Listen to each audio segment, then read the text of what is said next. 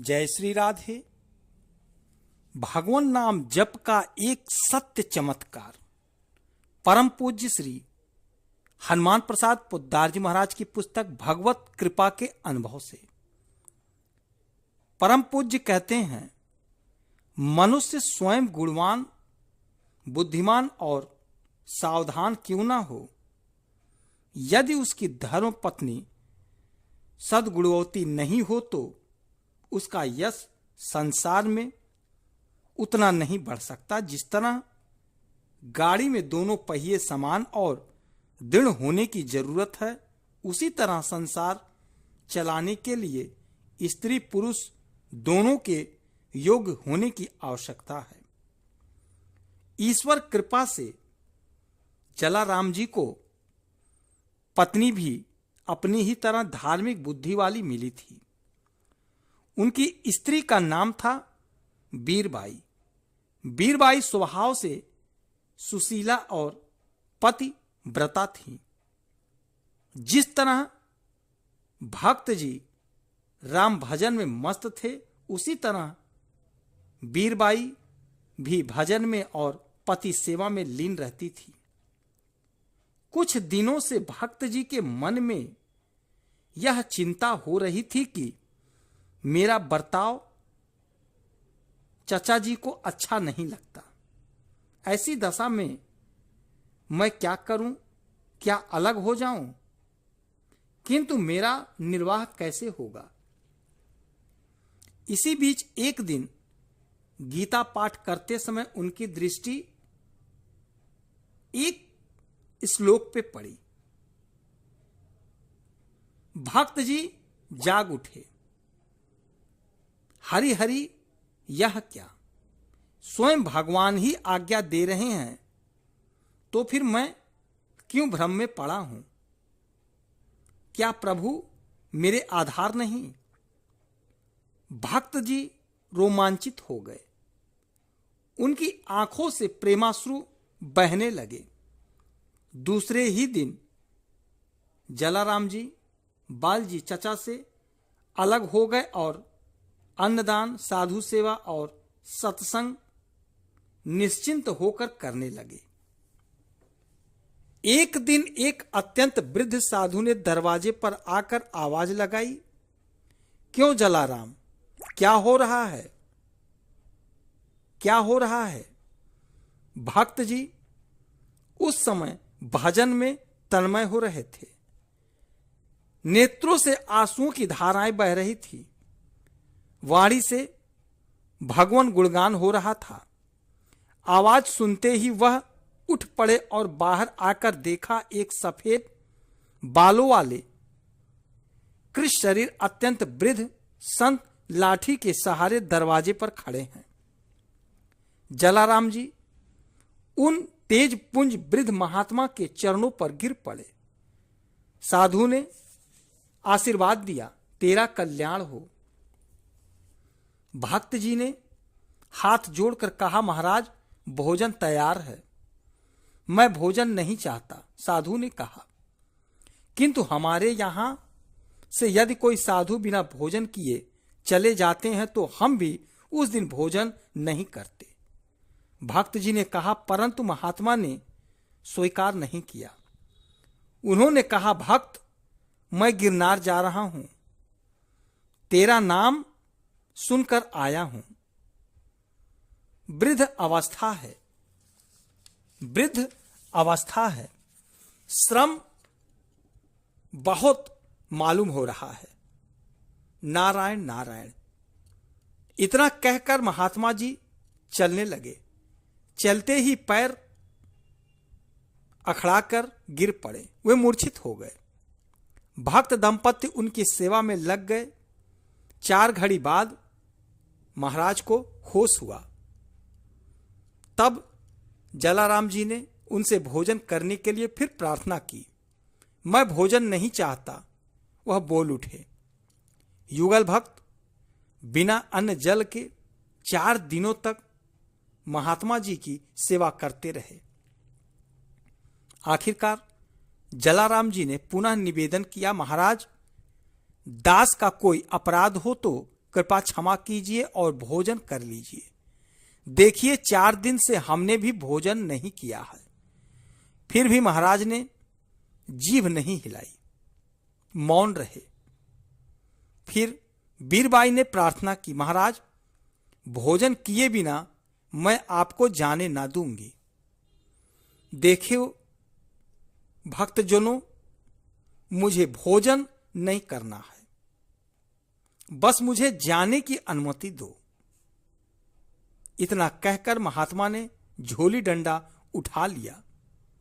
आपको जो अच्छा हो वह खुशी से मांगिए। यह दास आपकी इच्छा पूरी करने के लिए प्राणपण से चेष्टा करेगा, किंतु इस तरह वापस ना जाइए महाराज। जलाराम जी ने कहा, क्या तू देगा? जलाराम, कहना सहज है पर करना कठिन है। ना बोलने में 9 गुण है।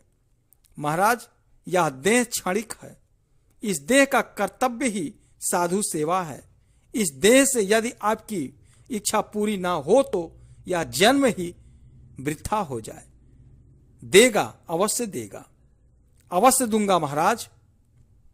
भक्तराज, वृद्धावस्था बड़ी बुरी है। मैं न चल सकता हूं और न भोजन कर सकता हूं। अब मेरे भजन में भी भंग होने की संभावना है, तो फिर यहां ही ठहर जाइए। नहीं भक्त, मैं यहां रहना नहीं चाहता। एकांत ही मुझे पसंद है। तो फिर क्या इच्छा है? जलाराम ने आर्त स्वर से पूछा।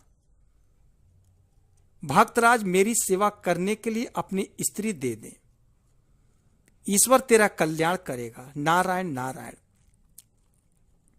प्रसिद्ध दीवान रणछोड़ जी का यह पद सहसा भक्त जी को याद हो आया।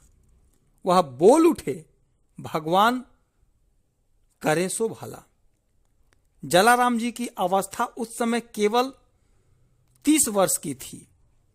उन्होंने प्रसन्नतापूर्वक अपनी पतिव्रता पत्नी की ओर देखकर कहा, सती यही कसौटी है। सुनार स्वर्ण को अग्नि में तपाता है, पीटता है, छेदता है, तब वह खरा समझा जाता है। अब तुम मेरी सेवा छोड़कर वृद्ध पितामह सदृश तेज पुंज शरीर इन महात्मा जी के साथ जाओ और इनकी सेवा करें। भगवान को प्रसन्न करो। आपका आज्ञा पालन ही मेरा धर्म है नाथ। दृढ़तापूर्वक इतना कहकर बीरबाई वृद्ध साधु को हवा करने लगी। बात फैलते कितनी देर लगती है। सारे गांव में इस बात का हल्ला मच गया। कोई उन साधु को दांभिक, कपटी और बदमाश बताने लगा, तो कोई जलाराम को ही इस करनी के लिए धिक्कारने लगा। जो धार्मिक मनुष्य थे उन्हें इसमें किसी ईश्वरी लीला की झलक दिखने लगी। परंतु लोग क्या कहते हैं, इससे जलाराम जी को क्या मतलब? उन्हें तो मतलब था उससे जो उन्हें करना था। उनकी आज्ञा हुई और बीरबाई ने यह कह कर विदा मांगी, नाथ मेरा अपराध क्षमा करना। अब आपकी सेवा का अधिकार कब होगा? इतना कहते कहते उसका गला भर आया और नेत्रों से अश्रुधारा बहने लगी। सती चिंता मत करो। इन महात्मा की सेवा ही प्रभु सेवा है। आज ही तुमने अपने धर्म का पालन किया है। भक्तराज ने कहा, भक्त जी वृद्ध साधु के चरणों में गिर पड़े और उन्होंने प्रेमाश्रुओं से उनका पाद प्रक्षालन किया। फिर उठकर पूछा, और कुछ इच्छा है महाराज? नहीं नहीं जलाराम, मैं संतुष्ट हो गया। ईश्वर तेरा कल्याण करेगा। नारायण नारायण करते हुए बीरबाई के साथ महात्मा ने वहां से प्रस्थान किया। धन्य आर्यावर्त। धन्य है तेरी अचल टेक और तेरा सत्य। सीता, अनसुईया, तारा, द्रौपदी और मीरा जैसी भक्त सती नारियों से ही तेरा मुख उज्जवल है। सती और यति भक्त के कारण ही तेज हैं। जगत बंद हैं, जगत पूजनीय है। वृद्ध साधु और सती वीरबाई दोनों चलते चलते एक गहन अरण्य में पहुंचे। महात्मा ने सती से कहा, सती थोड़ी देर यहां ठहरो, मैं जल पीने जा रहा हूं। मेरे डंडे और झोली का ख्याल रखना और जब तक मैं ना लौटूं तब तक किसी दूसरे को मत देना। सती ने कहा, महाराज कृपा करके शीघ्र लौटना, जंगल भयानक है, तो निडर होकर बैठ। इतना कह महात्मा जी चल दिए। 1, 2, 4 घंटे बीत गए। पूर्णिमा का दिन था। आखिर सूर्य नारायण ने अपनी जगह पर चंद्रमा को नियुक्त कर आकाश ग्रहण किया। पक्षीगण अपने अपने घोंसले को लौटने लगे, परंतु महाराज जी नहीं लौटे। वीरबाई उनका रास्ता देखते देखते थक गई और अंत में निर्जन वन में बैठी करुण स्वर से भगवान का स्मरण करने लगी। उसकी आंखों से आंसू बहने लगे। माता, आप इस स्थान पर कहां से आ गई? गौओं को चराकर घर वापस जाने वाले एक चरवाहे ने पूछा। वीरबाई ने सारी घटना सुना दी।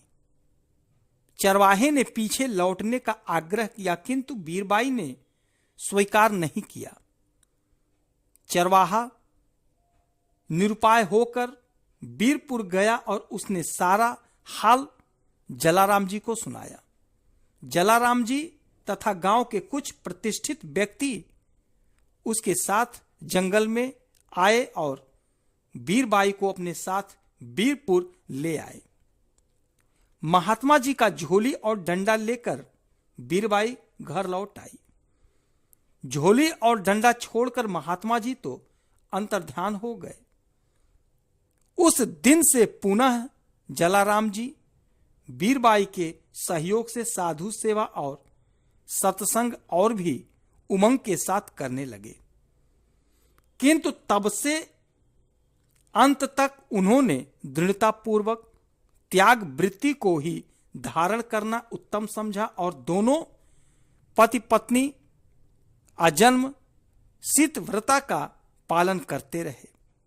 वृद्ध महात्मा जी की दी हुई झोली और डंडा अब तक वीरपुर गांव में मौजूद है।